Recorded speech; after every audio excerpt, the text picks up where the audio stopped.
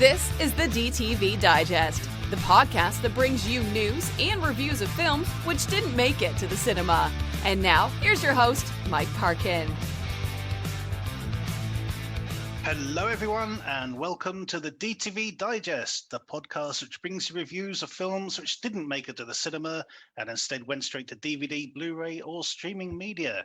I'm your host, Mike Parkin, and joining me this week is Richard Hawes. Hello, everyone. Stephen Lockridge. Hello. And our special guest is Jessica Scott. Welcome, Hello. Jessica. Thank you so much. Thank you for having me. Jessica, why don't you tell our listeners a little about yourself and why you're here? Okay. Well, my name is Jessica Scott. I'm a freelance film writer. I mostly cover horror, but I love all genres. You can find me on Twitter, usually at We Who Walk Here.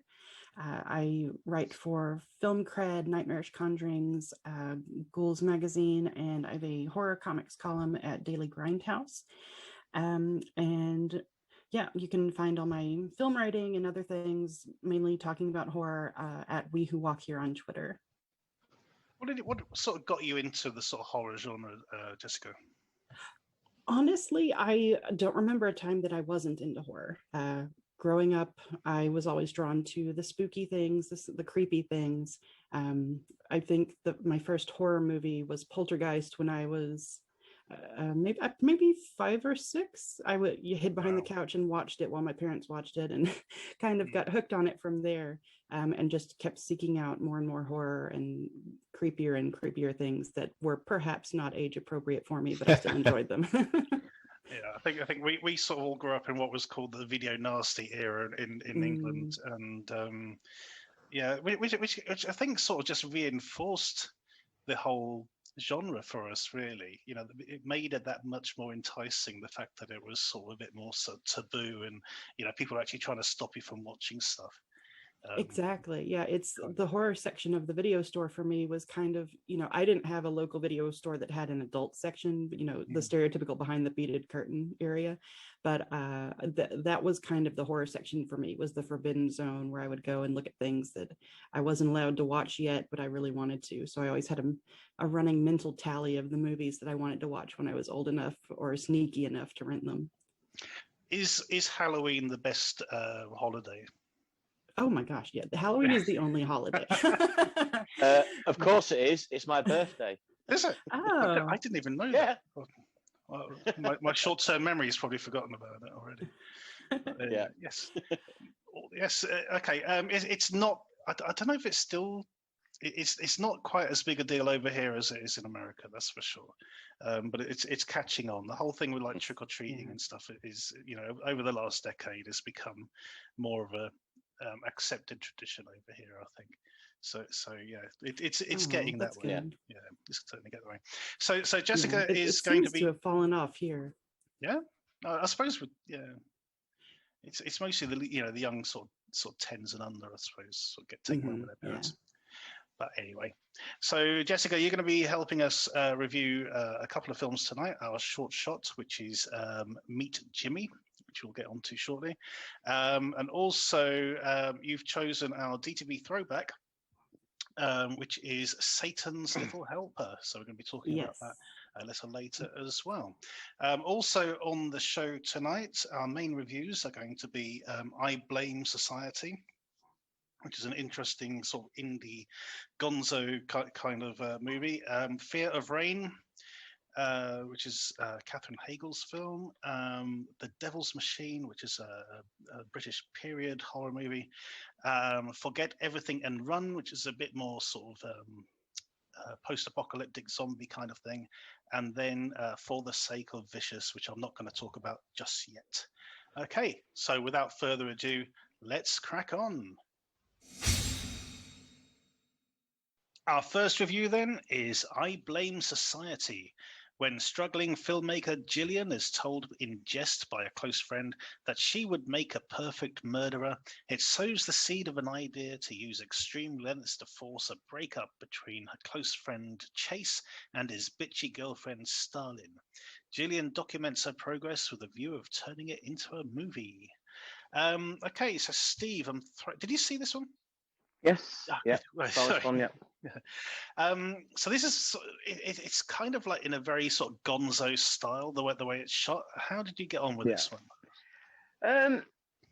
Very better. That's it. There we go.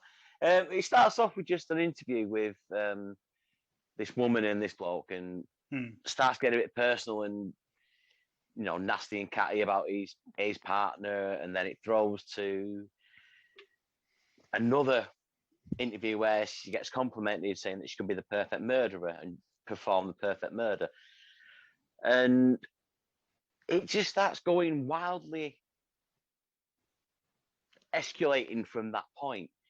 And it's very meta, like I say, very gonzo. And the scene with the meeting with the producers and stuff like that, and then she finally goes over into actually killing people. It kind of reminded me of The Columnist that we watched a couple of weeks back, in a way, but obviously more in the gonzo style, more meta styling like that. And she's quite an annoying character in a way. Obviously she's a murderer. I don't think she's supposed to be likable. But it just seemed to be more comic than horror in a way. You got a little bit of gore in there, when she's doing some killings and things like that. And then at the end, it goes a little bit over the top with some of the bloodletting. But apart from that, it was okay. It was enjoyable, but nice to see a different twist on it in a way. We've seen certain things like man bites dog. Yeah, things like that. But it was nice to see actual female taking the lead in something like this as well. And obviously, you've got a bit of Me Too in there as well, with the sexist producers and stuff like that. But no, overall, it's pretty good. Rich, what do you make of I Blame Society? Yeah, I liked it a lot as well. I mean, Man Bites Dog is the thing that immediately jumps to mind as soon as you start watching anything like this. There was also a good little British one called The Last Horror Movie, which Julian Richards film from a few years ago, which those films had the concept of a killer being followed around. Whereas in this case, it starts like that, but then the other one, the cinematographer, camera operator, says she actually doesn't want to really be a part of it. So it's the subject is also the filmmaker, so it becomes a one-person sort of production from that point, which adds a whole other element because she's wearing like CD cameras on her head and pausing to do setups and I just need to put a camera over there, or sneakily doing it and setting them up, whatever. But yeah, it's a black comedy. It's satirical. It's quite convincing for what it is. It's not too outlandish. I mean, they go to points you can't believe she's doing it, but there is a sense of she's just she's not right. She's not getting the distance. A bit like a film you're going to talk about later, Satan's Little Helper. There's a disconnect between the severity of what is happening and the playfulness of it. So there's a feeling that I'm making a movie. It's like it's not real because she's making a movie. It's quite interesting. So yeah, it's the central character is the writer and director herself, played by Gillian Wallace Horvath, and there's a whole. It's that whole, as Steve was saying, it's the meta thing of the film you're watching is the film she's making. So it's all structured quite cleverly. It's obviously been put together after it, things have all happened, but it's not like a found footage. There's no sort of found footage angle to it.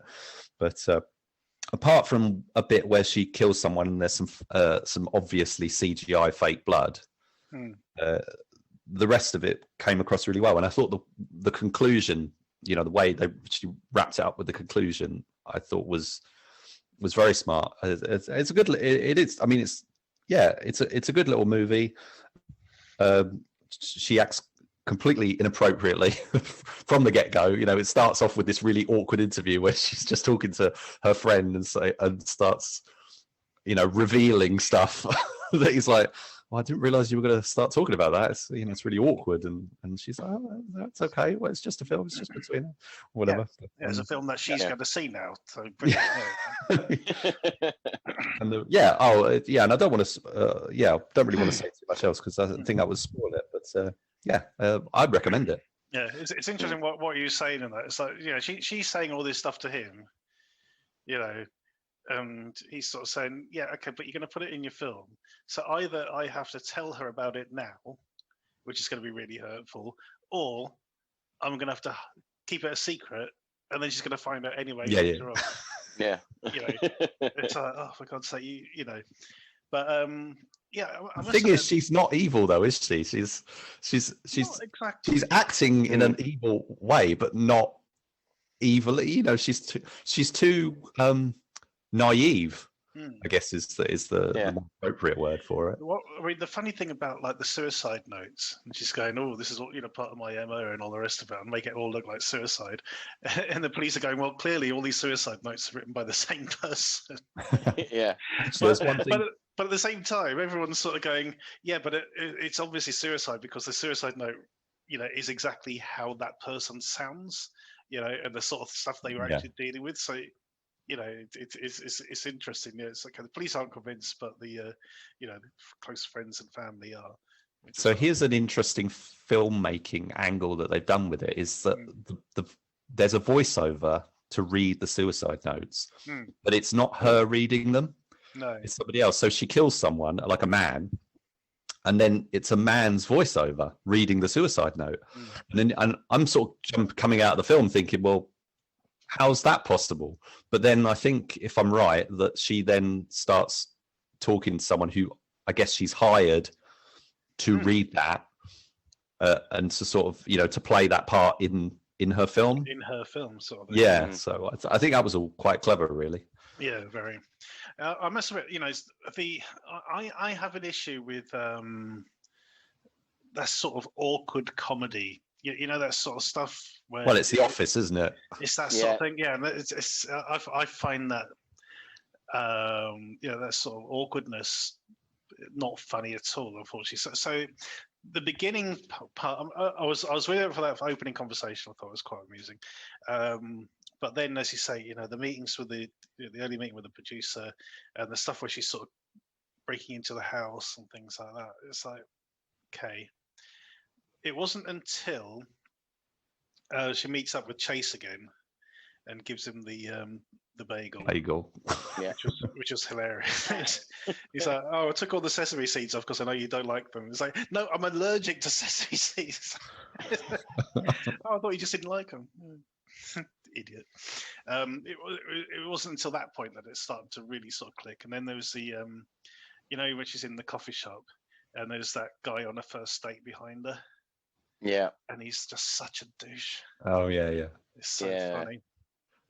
You know, it's even to the point where he starts saying, "Well, what is it you do?" And she starts telling him, and he just talks over her. Yeah. What an ass. So, and then, you know, she looks back to the camera and goes, "He's got to die." And I'm like going, "Yeah, I think he does." Yeah. But yeah. I thought it was a very, very amusing from that point on. You know, sort of the shenanigans she gets up to. It worked really well. I thought, even though it's, you know, the final meeting with the producers again. I just thought it was so disingenuous where they're sort of sat there going, "Well, quite frankly, I think you've set the whole women's movement back." I'm thinking, yeah, okay, so a man is telling a woman, you know, where she stands with the women's movement. I was like, okay.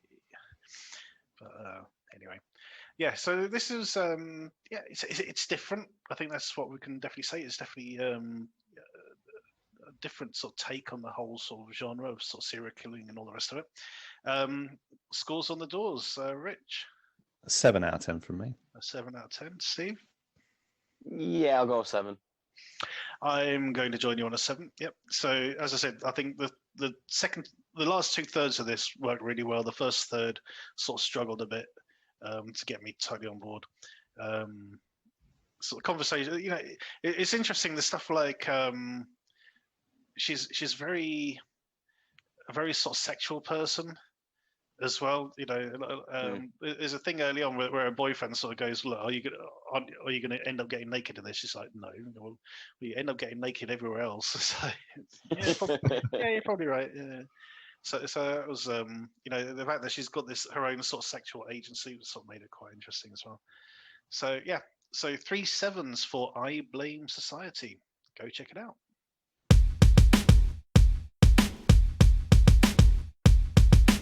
Our next film is Fear of Rain. Bipolar teenager Rain is suffering horrific nightmares. While her parents struggle to cope with her condition, Rain suspects that their neighbor has kidnapped a young girl and is keeping her confined in her house. The only person who believes her is another teen called Caleb, but Rain isn't convinced that he's even real. This is quite a long film, guys. It's 109 minutes. Much longer than we would expect for a sort of genre thriller or even a horror movie. And I think that comes down to the fact that this film is dealing with a person with bipolar condition. Schizophrenia. Schizophrenia. Yeah. It's taking pains to ensure it develops that side of the story. It's not just a gimmick. It's something they actually want to sort of deal with. So there's probably as much time devoted to that storyline as there is to Caleb and the sort of possibility of the young girl next door. Yeah. Mm-hmm. Definitely. Yeah. So let's chuck it over to Steve to open up with.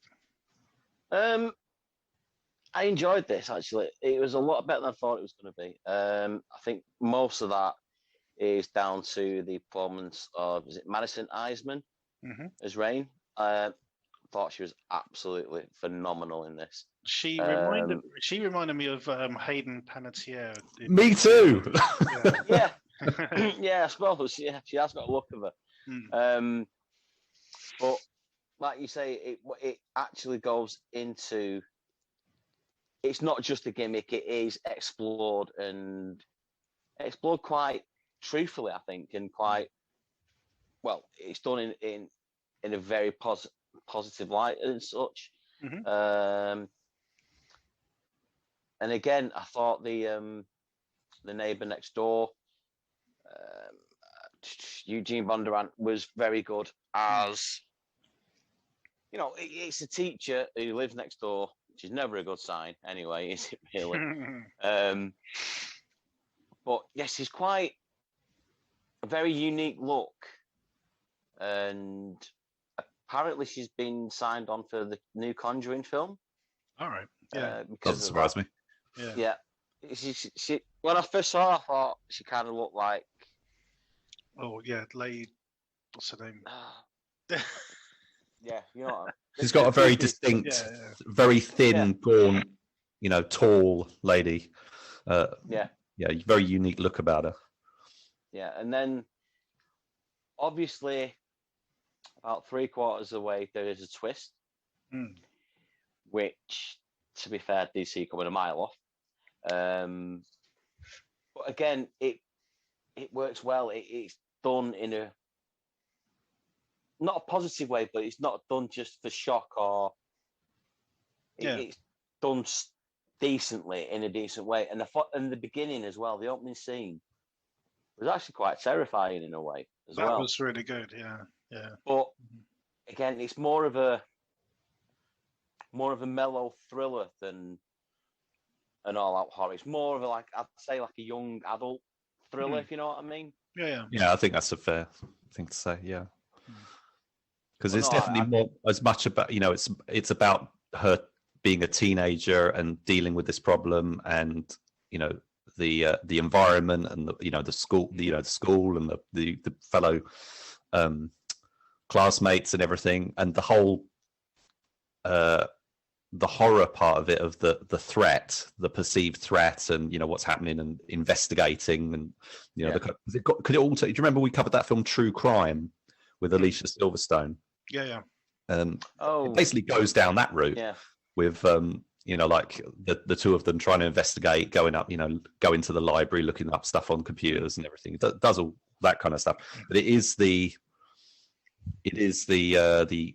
uncertainty of a psychological state and everything that's the more interesting side of it. And I'm glad that's much more fully developed. But yeah, I mean, it starts out like a full-on horror movie with it does that horror movie thing of almost it seems like it's in media res. And it's like screaming. It opens with a scream, running in the darkness or whatever, and then it completely shifts that around completely, and it confuses you because you're thinking, well, hang on a minute, it's not in media res because it's playing with your expectations. Which you don't know if it's a memory or anything. It's very strange. It's it's interesting the way that that side of things plays out, and the film does a good job of sort of mapping out.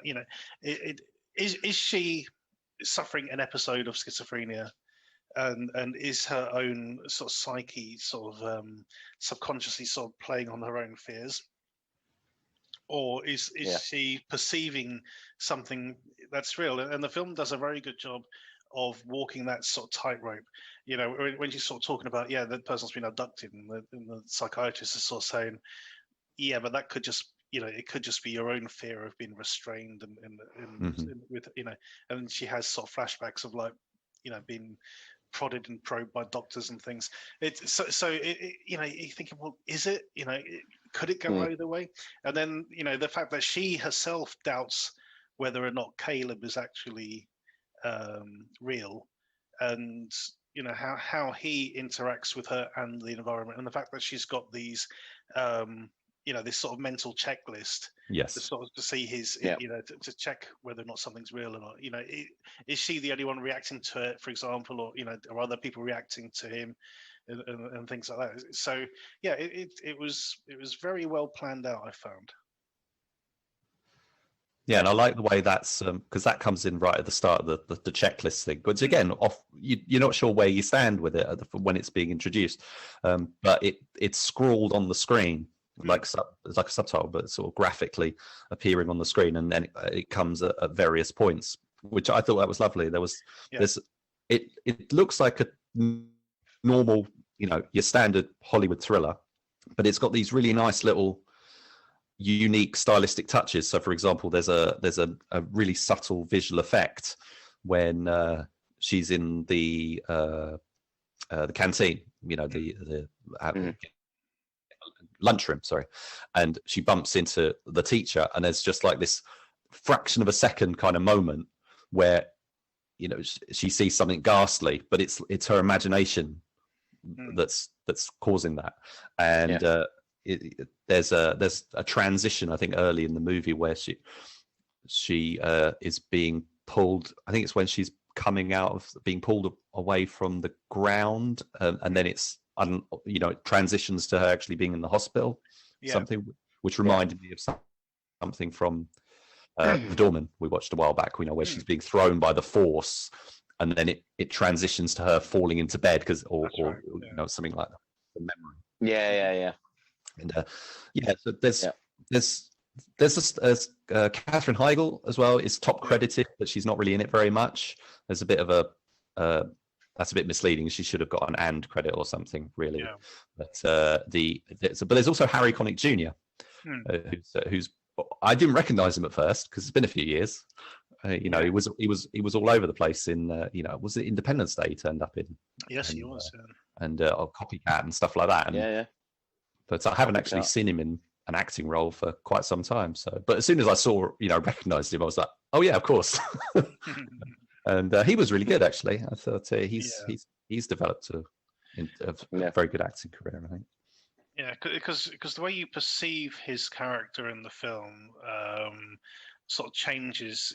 As we mentioned, there's this sort of plot twist sort of late in the film, and his whole demeanor at first, is suddenly put into sort of stark relief with this twist, and you sort of realize what he's actually been reacting to. And I think the film warrants a rewatch. Once you sort of understand what's actually happening, just to sort of see how it actually sort of plays out again, and sort of see it from that sort of perspective. Mm. Yeah. Cool. Any other thoughts on this one? I would say that the whole the neighbor, something is something dodgy happening with the neighbor. I mean, that's quite that's a familiar plot. That's Rear Window. It's Mimic 3, Fright Night, The Burbs. The Burbs. Exactly. I was just going to say that, and Disturbia more recently, and all sorts of other ones. Yeah. But I don't know if I don't really see that as a criticism, but it is a bit well worn. So the whole investigation thing, it a lot of what it does, you've seen done a million times, but the way they play with the schizophrenia, I think, is the sort of real reason to see it. The way that's developed and presented, I think that gives it that unique dimension. Absolutely. Okay, so scores on the doors for Fear of Rain, Richard. It's another 7 for me. Okay, and Steve? Yeah, I'll go 7 on this one. Yeah, I'll give it a 7 as well. Definitely worth checking out. Fear of Rain.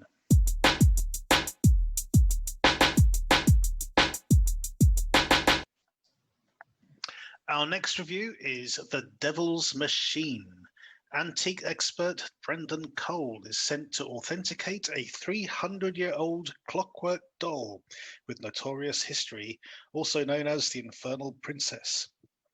In the remote Scottish mansion where it was discovered, Brendan must replicate the 5 tasks that the doll was commanded to perform. However, both he and his girlfriend Rose find themselves drawn into a supernatural event which neither may escape. Now, Rich, this is when we were sort of like working out who'd seen what this week. You dropped me a line. You said, "Well, there's one particular film I want to make sure that you've seen," which was this one. It was this one, yeah. Why, Rich? Why? Why? Well, because out of all the films that I know we haven't got to the others yet, but out of all the films that we've watched this week, I found this to be the most interesting. Yeah, I thought I was really quite taken with it, and I thought, being a fan of like Hammer horror and stuff, that you would similarly have quite a lot to say about it. You're not far wrong. Although I have to say that the opening scenes didn't put me in good stead. We have this, the setting's brilliant. So we're in the Highlands in Scotland, during a sort of tumultuous period, kind of like sort of kidnapped sort of period, what's Bonnie Prince Charlie and all that sort of stuff. And we got this regiment of Scottish soldiers carrying this mysterious crate across the border into England where they're going to bury it. Suddenly this English platoon turns up saying, "No, you're not going to do that."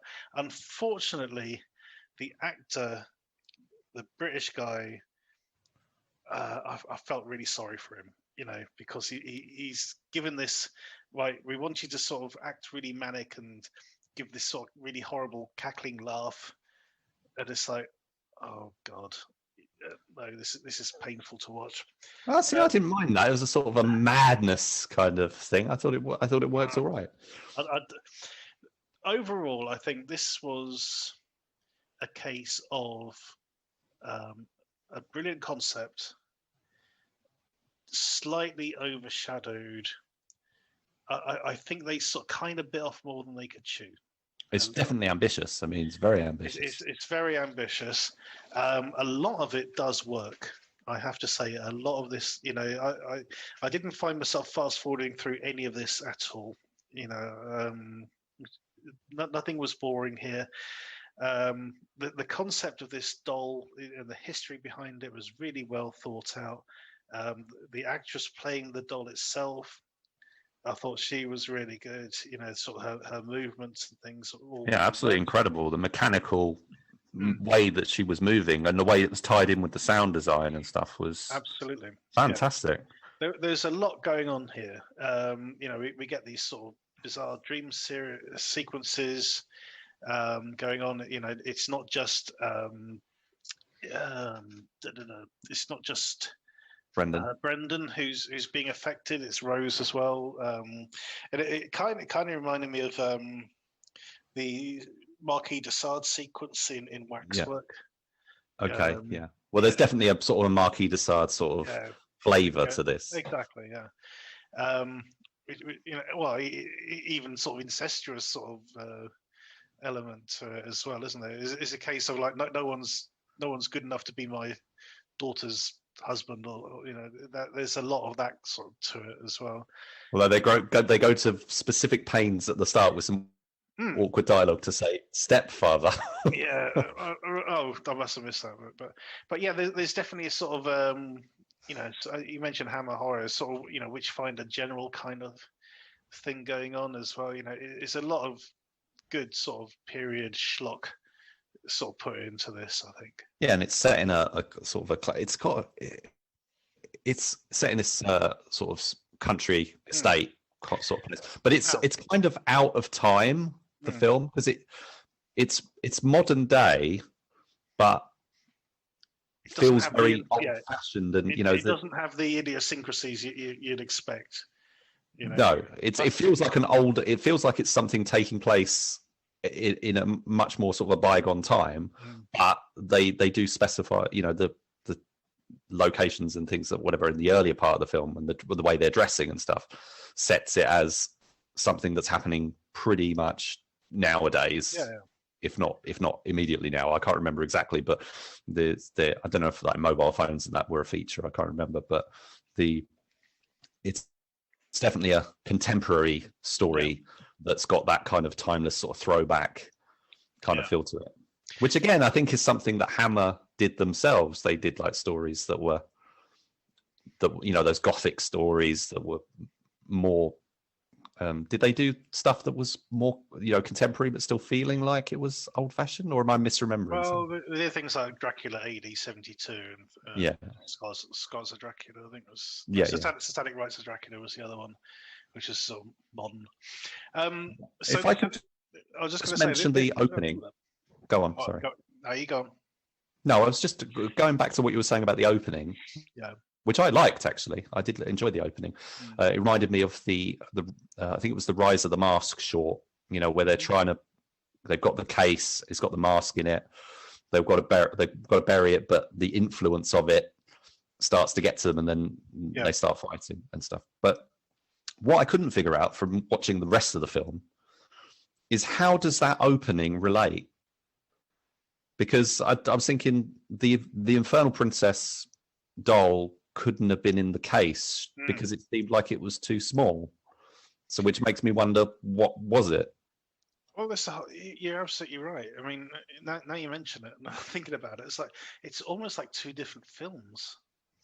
It's like okay, so there's like an evil thing which they're transporting in the case to be buried on the hallowed ground, or over the border, chuck it over the wall, lads.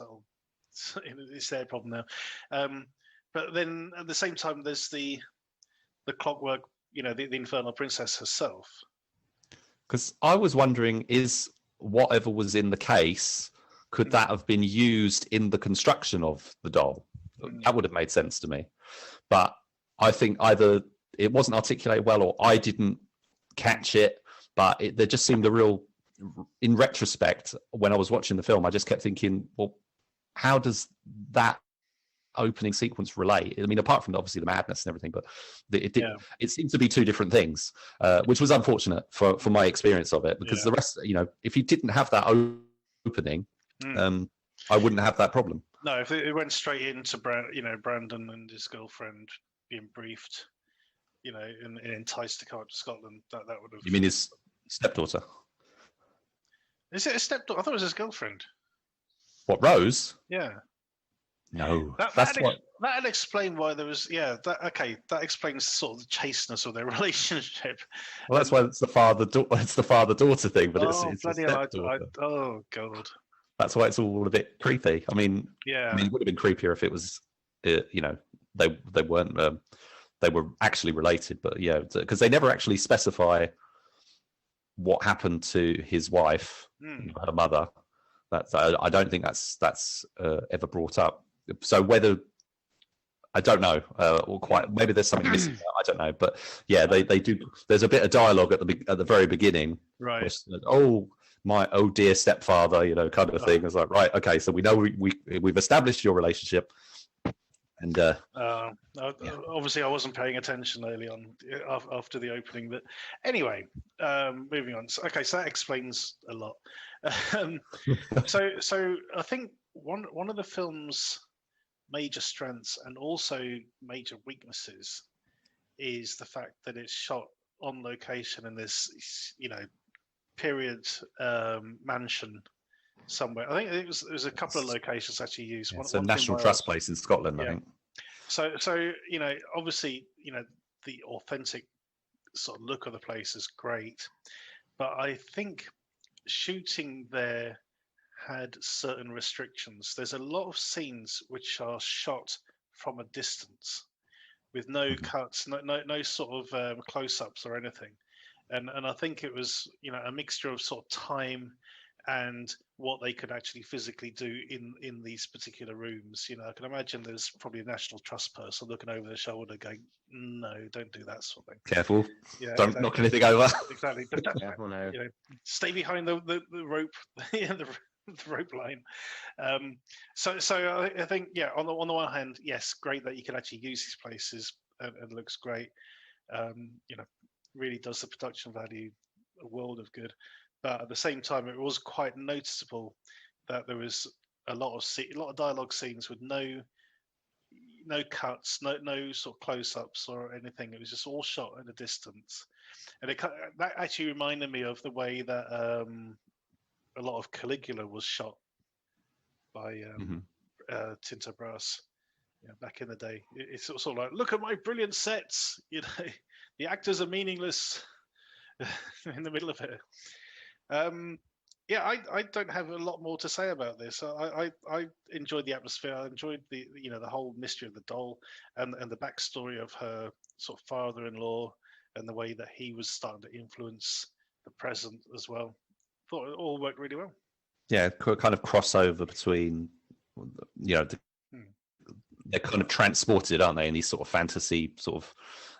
Some of it's dreams, some of it's actually happening. It's all that sort of uncertainty of where you're at. The film is, as the story progresses, it's bathed in a lot of light, like red lighting and blue lighting. Yeah, there's a lot of day for night photography as well. Yeah, and the whole. I mean, there's lots of influences on display here. One of which would be The Shining.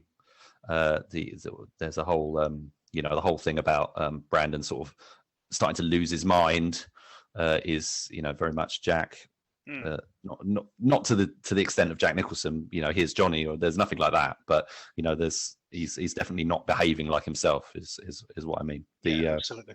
Yeah. Going back to the Infernal. So who plays the Infernal Princess, because I can't remember what her name was. It was Alexander Hume. Alexander Hume. Yeah, okay. Talia. Okay. So there's a scene where the doll dances, and it all happened. Going back to what you were just saying about scenes tending to be shot like all in one go or whatever. This is like a one-shot dance sequence. The camera doesn't really move; it just stays still, and what looks at her dancing, and it's tied in with the mechanical sounds of the movement. I thought it was just fantastic, fantastic, sequence. Really, really tremendously impressive. The original title of the film was Automata, which I can kind of understand why it was changed, but I don't think The Devil's Machine is a good title for this. It doesn't fit at all. It sort of conjures up something else completely. What I think they should have called it was The Infernal Princess. I think that would have been a much more unique and catchy kind of title that relates specifically to what you're watching. Yeah. This is the first film I've come across. I think it's their fourth production, from a company called Hex Studios, and director Laurie Brewster. Hadn't come across them before. This is clear. This is like the biggest sort of. I think it's like they're a small company, independent, crowdfunding, all that sort of stuff. They're really on. I think they're on the basis of this. So I've said this a few times in episodes recently, but on the basis of what I've seen here, I'm very interested to see what they're able to do next in the future. And I'd even actually like to go back and look at some of their back catalogue, definitely, part of their progression, because there's definitely a lot of talent involved here. This is a very low budget film, complete cast of unknowns. Filming on location, which isn't easy. There's lots of actors and extras, and the scene at the beginning. It's a very ambitious. Oh yeah, that's sequence. Yeah, absolutely. Yeah. So I'd say that, and also the stylistic type and the cinematography. I thought they did a really good job. So yeah, This isn't it's funny because this isn't the kind of film that I would normally be drawn to, but I just thought there's something really special about this one. Yeah, I have to agree with you. Yeah, even though I had misgivings at the beginning, this did draw me in. The whole mystery of the infernal princess, I thought it worked really well. So, Rich, how are you going to score it? I'm going to give this one an 8 out of 10. We're going to give it a 7. As I said, didn't work for me at the beginning, but it did get to me eventually. So a 7 and 8 for The Devil's Machine. Check it out.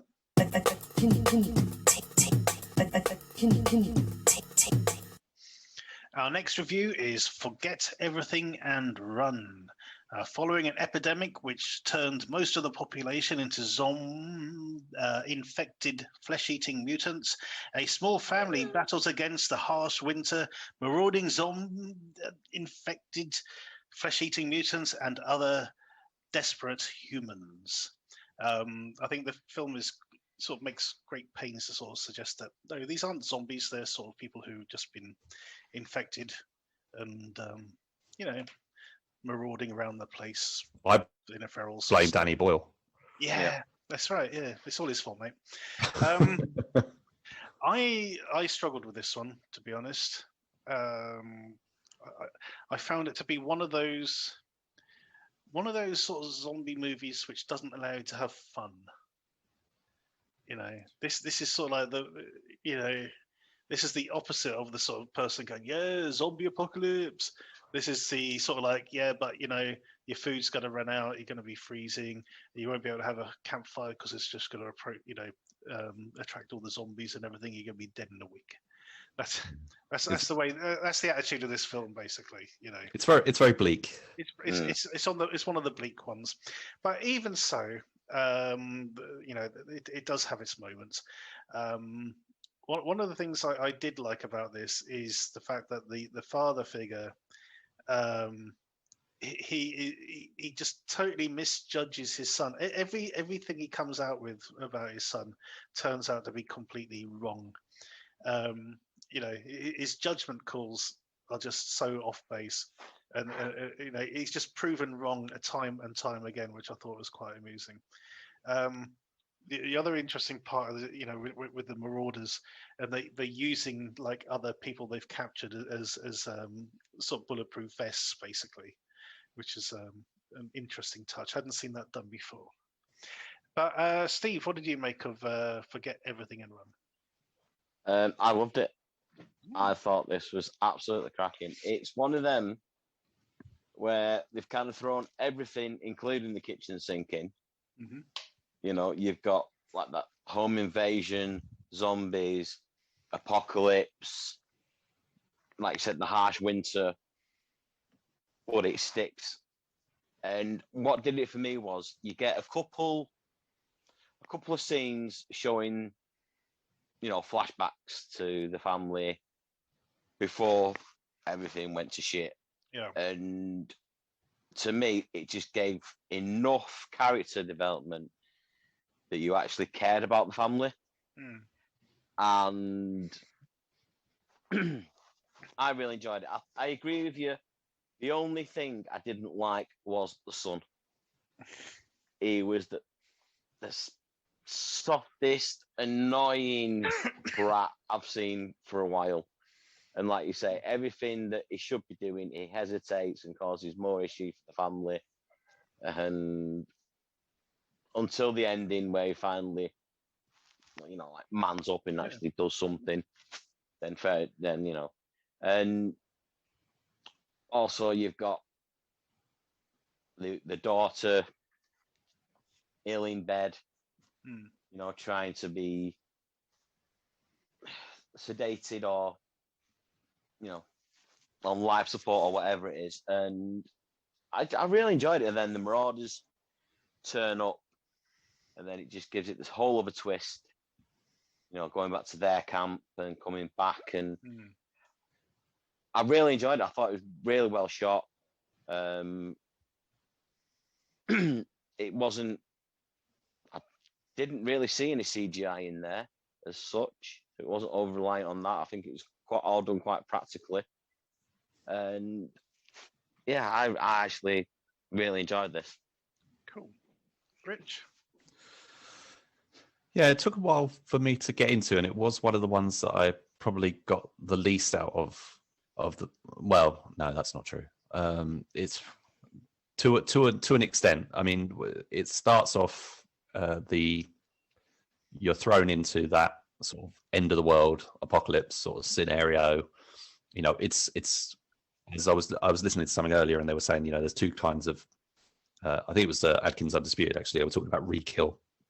And the host Mike was saying about there's two types of zombie movies. There's the one where the apocalypse is just happening, the virus or the bite or whatever. It's all just kicking off, and then there's the one where it's 28 days later. It's somewhere down the line, and this is very much this is definitely influenced by 28 days later in a lot of ways, but this is a much more of a single location, not entirely single location, because there's a couple of others, but the majority of the film takes place in the house where this family have taken refuge, the latest point in their journey where they've sort of hunkered down. And the production design is amazing on the house. I mean, it looks really worn and ragged. There's interesting graffiti and stuff scrawled all over the place. There's a lot for the eye to take in, and it's a very well shot film as well. But it's this family. It's the sort of the people they encounter. So that's where you've got the tension and you've got the human drama from the people, humans trying to do one over on each other to stay alive, which is what the whole setup is when you got the introductory quote from the lead, the female lead in the movie. There's sort of a quote that's attributed to her at the start, and it reminded me a lot of. I know it's different in terms of the scale of the story and stuff, but it's Rose from a while back, which was, I got that as well. Yep. That was all takes place in a home where they've hunkered down. They're sort of hoping for a cure or something for what ails, and so that's why they can't really move around too much. And then somebody else comes into the situation. So there's a lot that's similar, a lot of familiarity, and also we've seen zombie movies where there's a bunch of survivors and there's infighting and whatnot. So that it's a bit different that we focus more on a strong family unit. But it's fleshed out with these flashbacks, which I thought was quite well played. After a few intense scenes at the beginning, we go back to what seems to be a first meeting between the guy and the male and the female lead, and they look so different. As another good thing, that it's not just the production design. It's like the costume design and the makeup and everything, because he's grown a beard and everything, and they're very worn. They've got cuts and whatnot on them. So it goes back to what seems to be their first meeting, but it's actually not. They're just sort of being playful. And there's a the obligatory news broadcast of something seems to have happened, but then it's not really dwelt upon. And the story unfolds, and there's different bits and bobs. And is it just something that's affecting this area of the mountains, which is what they're all being led to believe, or is it something that's gone a bit broader? So there's scope, and they could develop the story and go off in sequels or whatever if they wanted to. Now, one thing I couldn't really get was why it was called Forget Everything and Run. I had this. I was saying a minute ago about The Devil's Machine that I don't think the title fitted. Well, here they don't forget everything and run, do they? Really? they basically it's the one thing stay where they are. Yeah.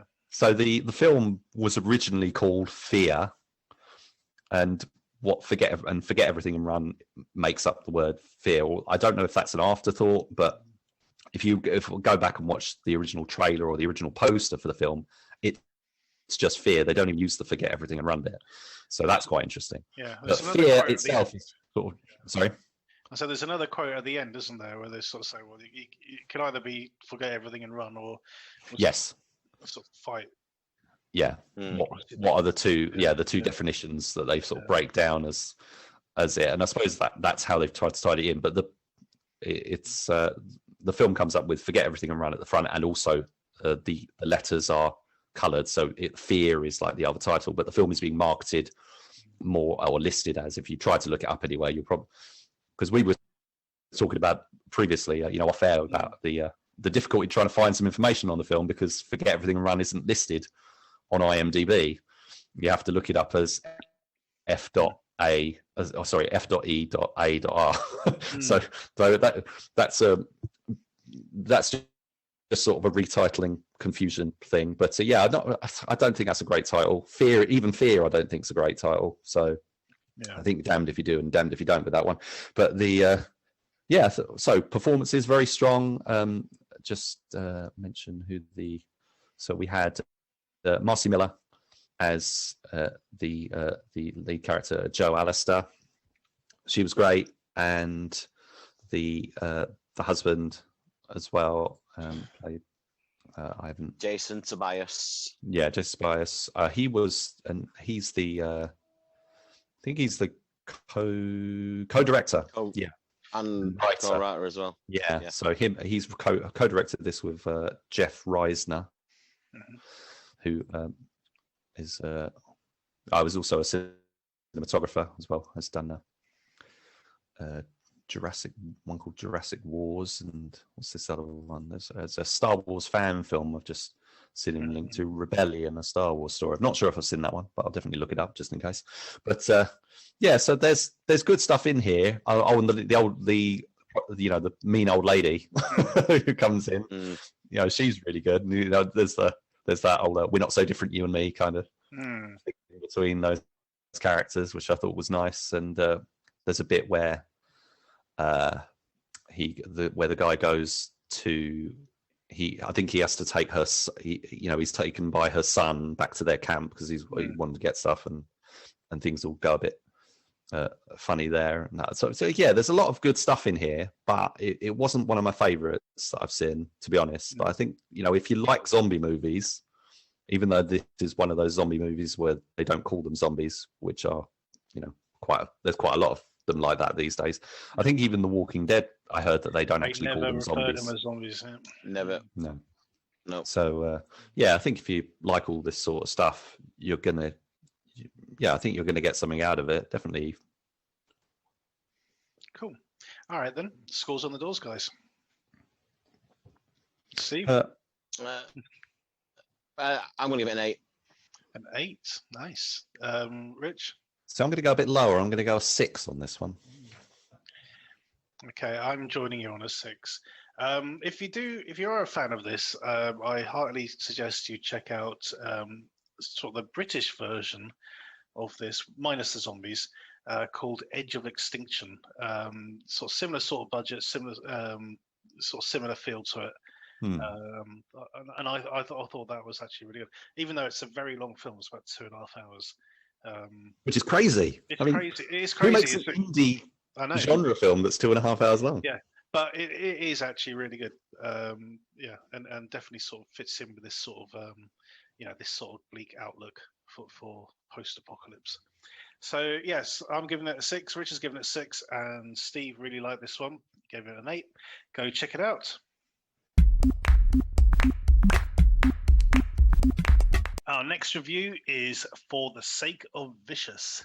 On the night of Halloween, an overworked nurse called Romina returns home to find 2 people in her house, one unconscious and the other crazy. And that's just the start of the most harrowing night of her life. I'm going to keep my powder dry for the time being, so I'm going to throw this over to Rich. You know, a while back we watched that film Julia X. Yes. Yes. This is like Julia X all over again a bit for me, because I didn't get on with this too much. What was it? It's basically a 3-hander for the most part between a vengeful father, a suspected rapist, and the nurse who's become involved in it. Now, one of the things that didn't work for me was that I couldn't quite figure out why the nurse was so involved. You know, well, I think she got involved because he knew her from what happened to his daughter. She's the one who treated her daughter. Yeah, she treats it. Yeah, but why does she buy in on his, mad, on his vengeful mission, his madness, and he's basically trying to kill this guy, or he's trying to force a confession, isn't he? That's what he's trying to do. It's a whole Guantanamo kind of thing. But I just wouldn't. It seemed like, well, firstly, she should have. It seemed like reasonably she would not be going along with it, and even once she was going along with it, there comes a point in the story where it seemed like she should have tapped out, or got out of the situation, and that just didn't work for me. I want to throw it back to you to sort of get your views on that, or Steve. Right. Let's go to Steve first.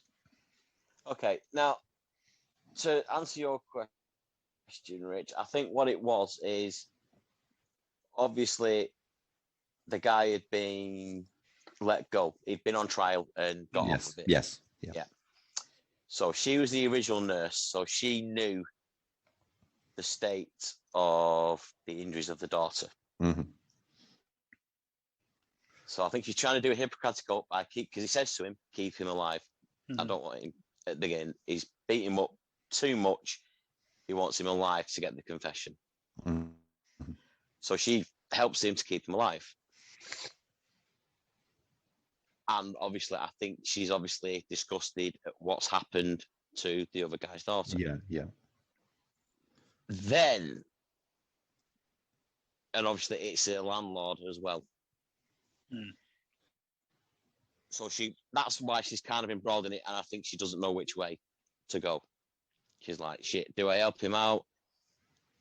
I want to do him because of what he did and all that lot. Then it just ramps up into fucking stupid, ridiculous ultra-violence. And it starts off grim and it gets grimmer and grimmer and grimmer. And I'll be honest, the title is so befitting of this film because it's just vicious for the sake of being vicious. And I didn't get on with it at all, to be fair. I'm not surprised because I know you're not particularly fond of sort of the more sort of gory sort of things, and this film is just like packed full of some of the goriest kills you're likely to see. So it probably comes as no surprise that I fucking love this film. Absolutely. I was thinking you're gonna say that you like, because I was like, I didn't like Julia X. I was thinking we're gonna have another Julia X conversation here. I love this film, But I didn't think it made any sense. Well, I mean, I'll see if I can help you unpack it a little bit. Okay, cool. I just want to mention one particular scene. So we see the victim. There's a flashback scene where he's at home and he says goodbye to his kids and he goes outside and he talks to the guys and there's the bloke with the motorcycle helmet and stuff. Yep. And that's that doesn't go anywhere. That scene doesn't get elaborated or whatever. It's just like, why was that thing there? What was? Well, for me, what that scene does is show that there is a darker side to this character. Basically, for all his protestations of his innocence, and you got the wrong guy. The courts prove me innocent, and all the rest of it. There's something going on with this guy. He berates these guys for being outside his house. What the fuck you doing outside my house, sort of thing. Keep it. Yeah, it should be at the office. Distance, the office, that sort of thing. So yeah, there is definitely something going on. I think the idea is to sort of wrong foot you a little bit into thinking, yeah, he's guilty because this sort of association, and then of course, when we do meet these guys later on, there's that expectation that of why they are there. So I kind of disagree with what you're saying about Romina's character. Why is she going along with it? She isn't going along with it, I don't think. She's stuck in the house with these two people. It's her house. At the end of the day, the guy's confiscated her phone. She can't actually call the police or anything. But there's a point where they go outside and they're like talking in front of the neighbours and everything. But by that time, I think she's reasoning with the guy. She's hearing him out, his side of the story. He's not threatening her as such. It's a bad situation that she's sort of stuck in. She's doing her best to de-escalate it, to the point where she does actually sort of cut him loose, so he can make his phone call, which brings about the second half of the film. So I think, and there's this other bit as well when you find out that the guy tied to the chair had actually been sleeping with the other guy's wife, which puts that other spin on it. It's like saying, well, of course you're accusing him of this heinous crime. You want revenge for your wife's infidelity on top of everything else. So that there are these sort of interesting facets to it. There's not a lot of plot, really. No. But it does give you enough to sort of throw what you're being faced with into doubt. That's what I thought. I mean, it's like the plot is very simple, but at the same time very complicated, because there's the whole bit where like the second act, the second part, where the motorcycle helmet guy and that all come at the house. I don't think it's, for me, it was like, it wasn't articulated why that would even be happening. Right. It seemed like it should be more of a rescue mission than anything. I know it's kind of. That's what he was expecting, but when he finally does sort of speak to sort of the cigarette smoking guy, should we call him? He basically says why, and he just says, "I want everything." And it's like, it's a power play, basically. Yeah, it's a power play. Yeah, but I just don't think that was articulated. I think it could have been. It could have, but also as well, there's that bit where you find out who actually did do the rape of the daughter, if you know what I mean. And even that, like Rich is saying, I don't think that was articulated very well. To be fair, it's just one line. Yeah, it's one line. It could easily be missed. It could have, except when she confronts him with the medical report at the end, and you can tell by his face, he's not denying it or anything. There's a sort of grim acceptance of his fate, kind of thing. And she it's like she knows that he that he did it, sort of thing. Yeah. So yeah, I was on board with that, basically. A few interesting things. I mean, we talk about the gore. This film is a gory film. There's not a lot of guns in it. There's a lot of knives. There's a lot of claw hammers. You know, there's some. There's a lot of very resilient characters. Oh, some very nasty stuff. You know, nobody comes out of this clean or The unscathed. sound design. The sound design is It brilliant. was great. Yeah. Yeah. There's a Squelching particular, and- oh, yeah, fuck. all that, and there's a particular sound right at the end, Yeah. which is something like a coffee mug breaking, Mm. and you know, once you hear it, it'll stick with you for a while. You know, you don't see what it is, but you hear it and you know what it was, and it's fucking grim. Did you watch it on headphones? Oh yeah. Yeah, same I here. mean, one of the you know, one of the refreshing things about this, a couple of things. One is the fact that there's no in media res, even though I thought there was right at the beginning. Yeah. Yeah. Yeah, I do Because- as well. Yeah. Because the film just starts, you know, with this scene, you know, with the main character, one of the main characters standing over a bunch of bodies, and I thought, oh, here we go, okay, fucking in media res. But no, it turned out that that wasn't the case. This is actually what the starting point of the story, and even though it's not a flash forward, it still serves as a sort of warning of what we're going to get sort of later on in the film without actually sort of like showing us. The other thing is the fact that Romina's house is just a normal house. You know, it's a 2-bedroom, maybe 3-bedroom at the most, standard house as we'd find in England. I mean, the film's Canadian, so I don't know if their house is a bit smaller, but it made everything really interesting. So a lot of the things that happen in the house are done in close up because, you know, when you got like 5 people in a box room, yeah, and one of them's having to sort of film it all, it makes it sort of very difficult. You know, fixes and fittings are getting smashed up by default rather than design because they're just in the way for all these people, which just made it really, really interesting, different. Yeah, I really, guys, I really loved this film.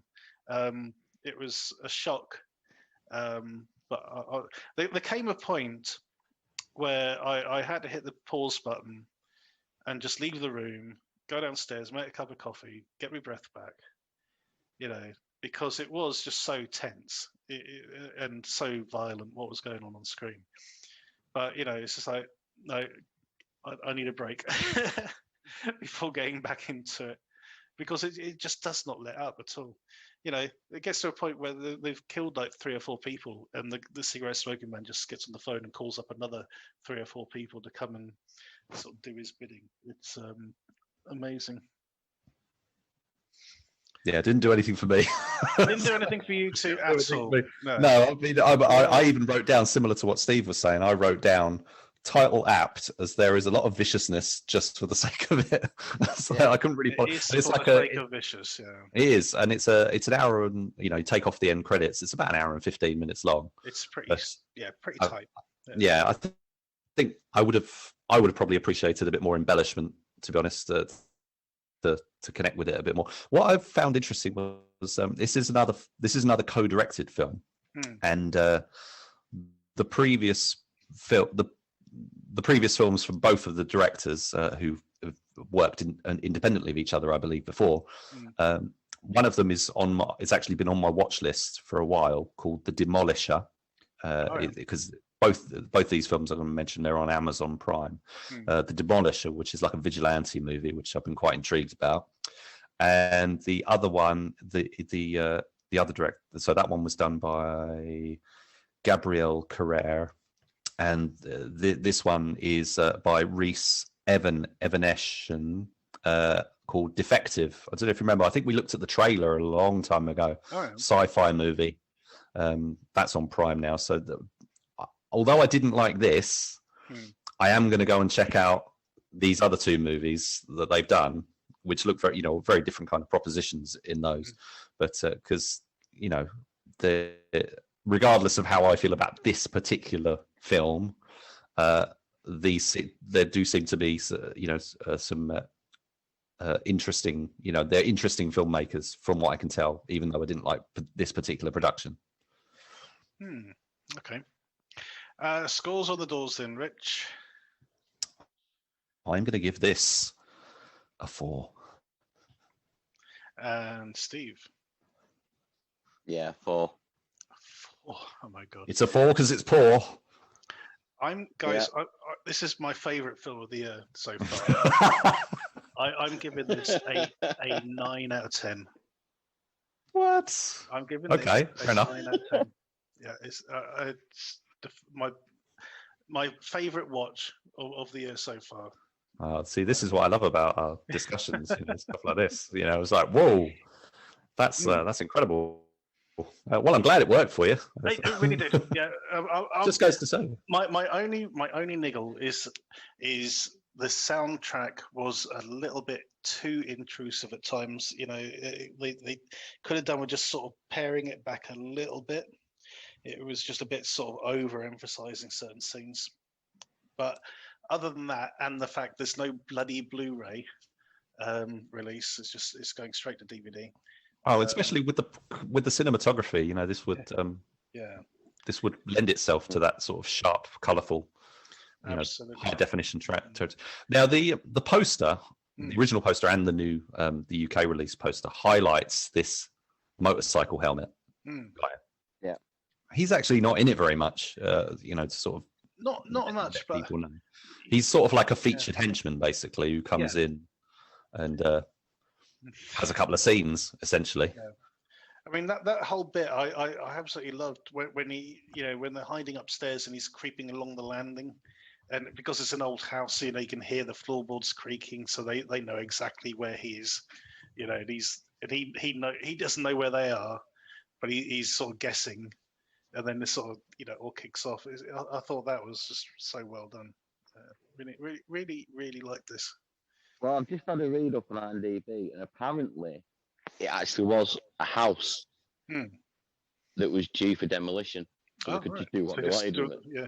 But IMDb, there is some interesting elements in there as well. They do mention there was some other scenes. Originally, it was going to be more, stuff with the basement as well. There's going to be a whole, scenes set in the basement, which is originally where they're going to tie the guy up. And there's a backstory for Romina being attacked herself in the past, and not wanting to go down into the basement because it had certain connotations.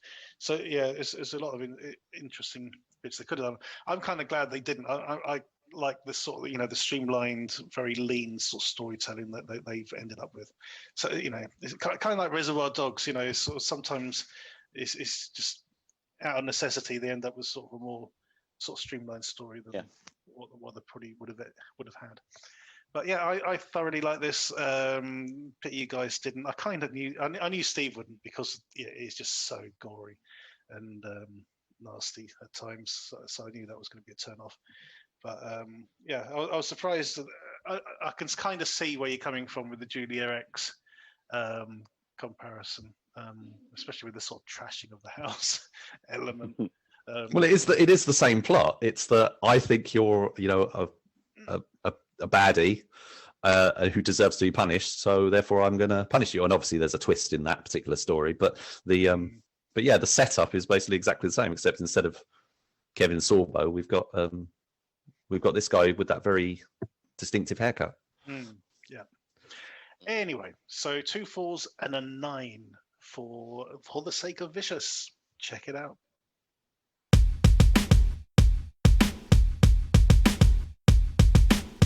Our short shot this week is Meet Jimmy. In a late-night laundromat, a young woman called Jennifer listens to the latest episode of her favorite true crime podcast, which has an audio recording of a notorious serial killer. However, as she listens, it seems that the recording might be speaking directly to her. Let's throw this over to Rich to begin with.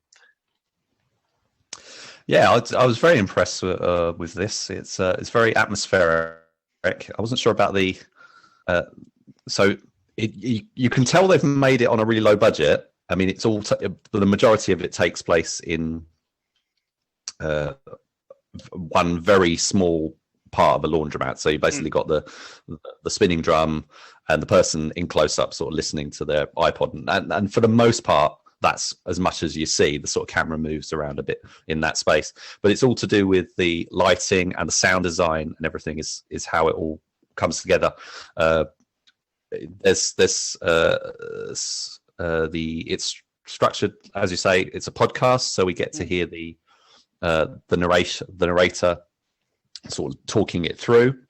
I had a couple of issues with the accent, which was a bit wandering, but in terms of the way it's executed and the way the story, which is just over 6 minutes, unfolds, I thought it was brilliant.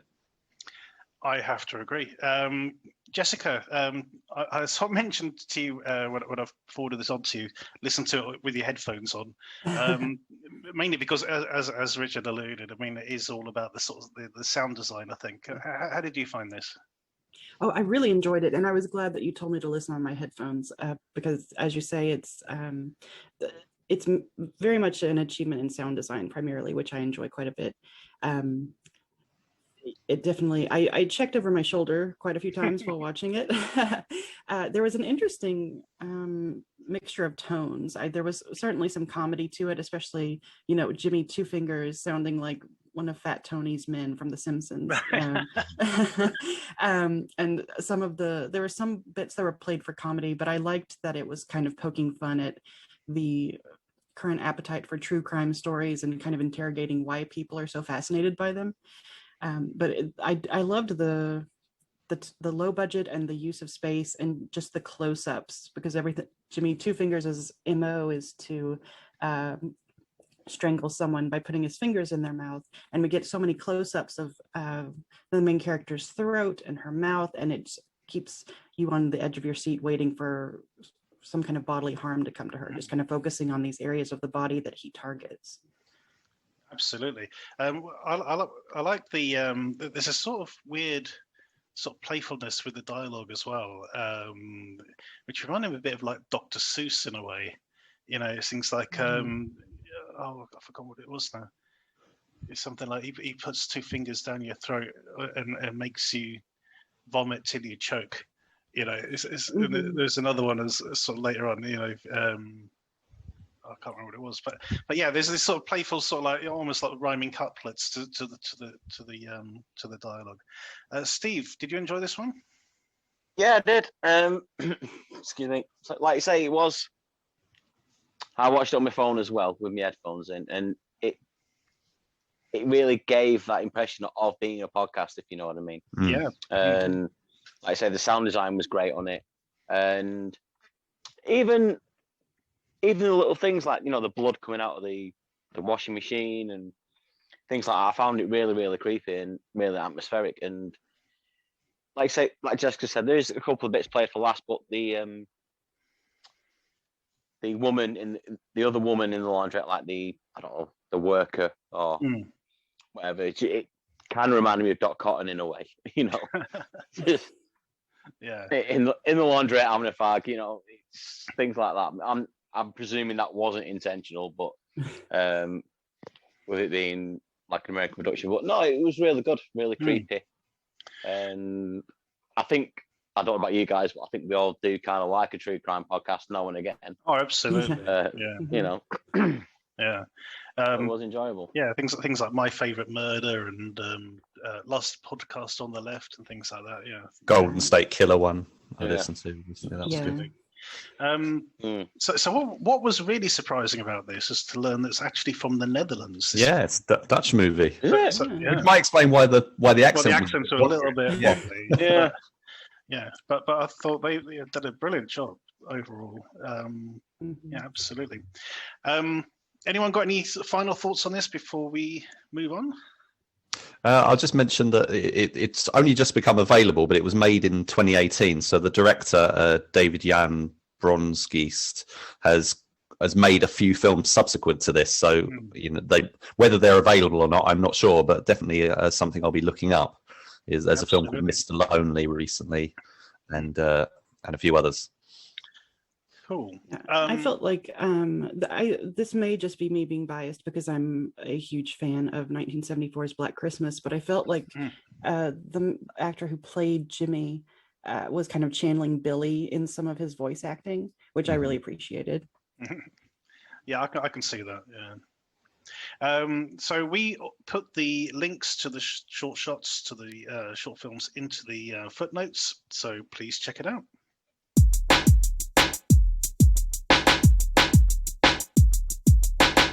Our DTV throwback this week is Satan's Little Helper. On Halloween, an impressionable child called Doug sees an actual masked killer disposing of a body and jumps to the conclusion that this person is actually Satan himself. Volunteering himself as a helper, Doug unwittingly helps him commit more murders until things get a little too close to home. So I'm assuming, Jessica, this is a sort of perennial favourite of yours. Is this a film that comes out every Halloween? It is, yeah. I actually, appropriately enough, I first found this film at the video store, but I was combing through horror movies and saw this cover with this great demon mask, and the title alone had me sold. So I checked it out and was very pleasantly surprised. I wasn't expecting much. I was hoping it lived up to the title. But yeah, it's definitely one that I revisit often. I rewatched it to talk about it here, but I found that I remembered so much just because I watch it quite a bit. And so it's definitely a favorite of mine. So I think first off the bat, I think we've got to talk about Amanda Plummer in this, who plays the mum. Is she or is she not the coolest horror mum ever? I think she is. I really do.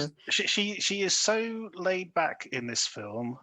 It doesn't bat an eyelid when her daughter brings back a boy from college. You know, lets her son play sort of gory video games and sort of wears the skimpiest of. No, she gives her daughter her own sort of like slutty outfit from the previous Halloween. Idea you can bung that right. on. Yeah, she is very. In some ways, perhaps a bit too sex positive with regard to her own children, because there's a very unusual subplot where Dougie believes that he and his sister are betrothed. He's eventually going to marry her. He is very jealous of her boyfriend. And Amanda Plummer's character even jokes about, I'm not sure how much they teach him about incest in school, which is troubling, but it fits in with this really off-kilter world that these people all inhabit. But yeah, she's the most laid-back mom. She's very, very eager for her daughter to bring the boyfriend home and have him sleep over and that's exactly wear the enticing costume. It's bizarre. I mean, you know, it is. For you know, usually the mums are like, you're not going out in that, and all the rest of it. And who's he, for God's sake? But yeah, it's interesting. And then we've got sort of Dougie, as you say, who is infatuated with his sister, his older sister, sees the new boyfriend as a threat, and sees this sort of Satan character as a way of getting rid of him, which is quite interesting. And it must be really bizarre for this guy, you know, to be found out. First of all, you know, oops, you've got me. I've just murdered this guy, you know, by this kid, and then find out the kid actually wants you to help him murder somebody else. It's like, yeah, all right, okay, this, you know, it's a bizarre sort of world. But, I love how much he rolls with it, because clearly the Satan man is getting quite a bit of perverse pleasure out of playing this role and kind of conning this young child into helping him, because he's obviously out to cause as much mayhem as possible, and then when he gets a willing helper, it just plays into his hands in a really delightfully horrifying way. It is bizarre. So the character of Doug, I mean, you know, I've read a few sort of things online, and there's a lot of ire sort of targeted towards him. I saw one video review where the guy's sort of just laying into him, sort of going, "Oh, this stupid kid," and all the rest of it. But I think he's just at that sort of impressionable age. You know, I mean, my own son he's on the autistic spectrum, and he doesn't quite grasp the concept of sort of death and things like that, you know, the fact that once you're gone, and I can sort of see that little bit of that here, you know, the whole thing with the video game, and he can't sort of really discern the difference between reality and fantasy, like when he's been pushed around in the shopping cart, and he's, you know, deliberately crashing into old ladies and stuff like that, and go, yeah, 10 points, and it's like, oh my God, you know, you clearly hurt somebody here. And you know, but it's all just a game to him. It's, you know, so yeah, it's an interesting sort of setup for sure. Yeah, I think there's an interesting balance with Dougie between him being just likable enough that we care about what's happening, and just unlikable enough that we kind of root for the Satan Man a lot, which I think the movie kind of indicts the viewer. But just like Dougie is, taking joy in people being murdered and maimed, and supposedly the video game is to blame, it's kind of pointing the finger at the viewer, like, well, you're enjoying seeing all these people being murdered and maimed as well.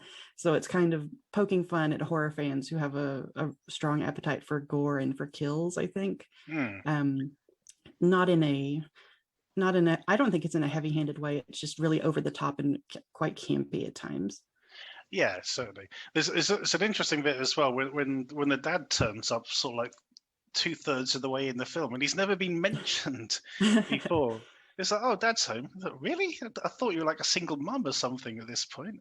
It was very, very strange that he sort of just pops in. They at the very beginning of the movie, Jenna asks where he is, and she says, "Oh, he's working for the weekend, or maybe he's having an affair. I don't know." So everything is so strange, and nobody really cares about, where Dad's at or whether my husband is being faithful. It's she just very much goes with the flow. It's a very bizarre situation. If I can just interject at this point, yeah. Now I remember this being a big film for Catherine Winnick. And as I think she's the female lead, but I don't remember the film well enough to know, is she the film's final girl? Does she have a showdown with the killer at the end? It doesn't really play out like that. No, it's got a very different sort of setup. I seem to remember that what was quite distinctive about it was that a lot of it took place in daylight, in broad daylight. That's right, yeah. Yes. Which is really different to most, other, it's like the counterpoint to Halloween, which is all happening at the nighttime. Mm-hmm.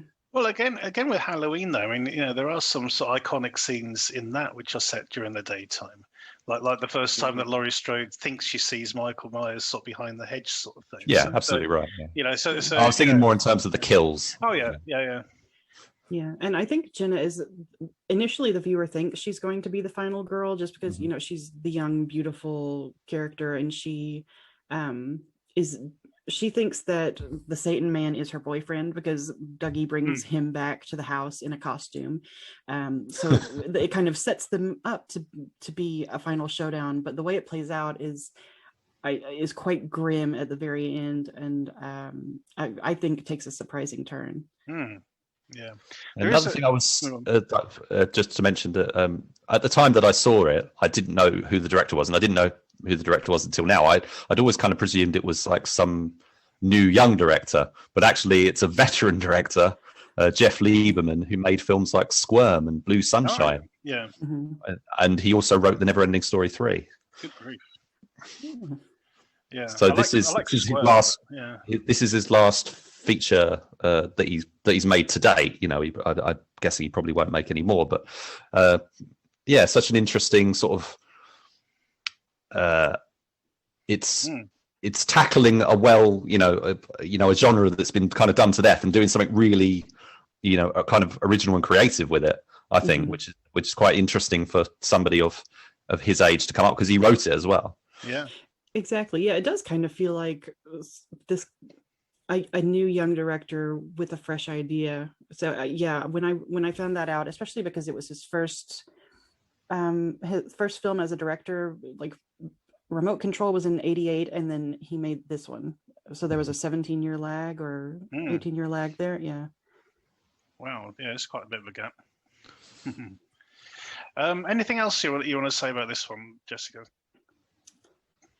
I think it's very overlooked. It's not a perfect film. I think it has some faults and some moments that are regrettable.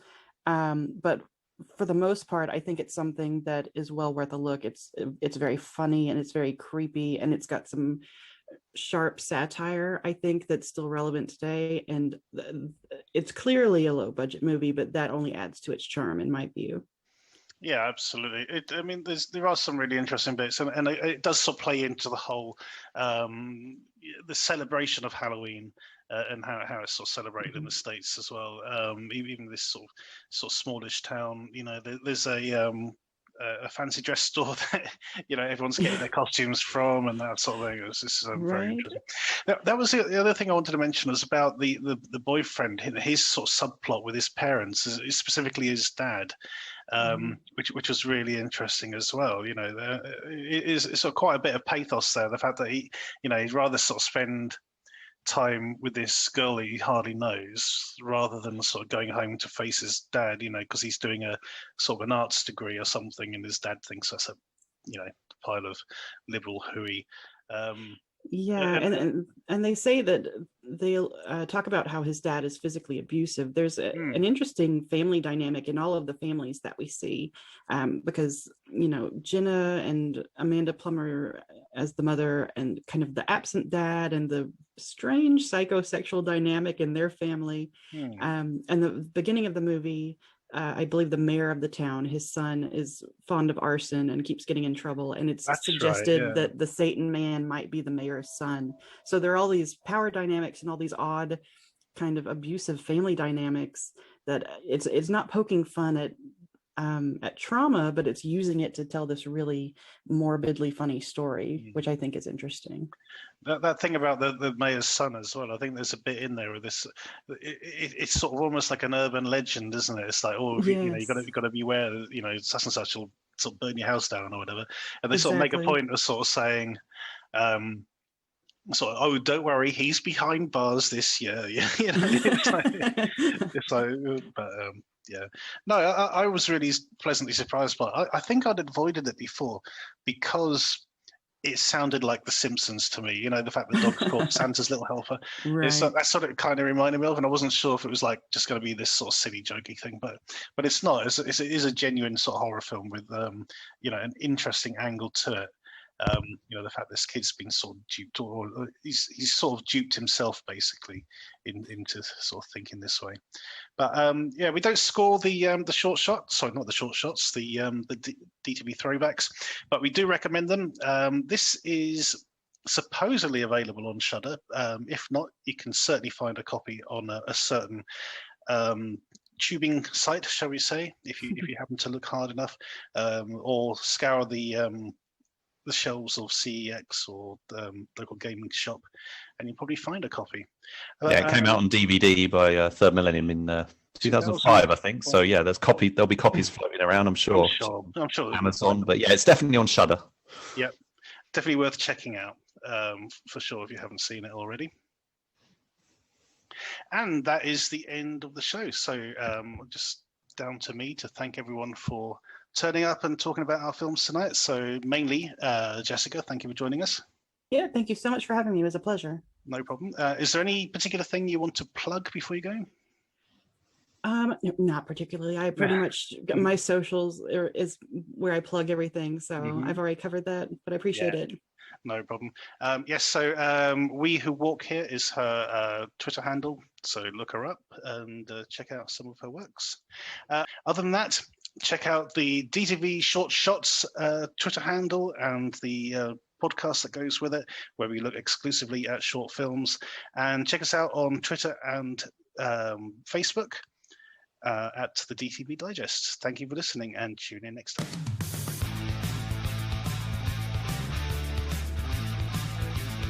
Thank you for listening to the DTV Digest. Let us know your thoughts in the comments and tune in again next time.